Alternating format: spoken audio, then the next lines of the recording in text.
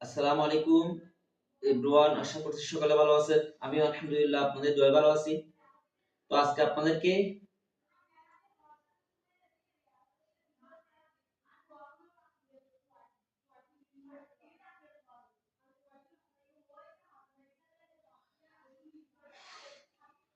আসসালামু আলাইকুম এভরিওয়ান, আশা করছি সকালে ভালো আছেন।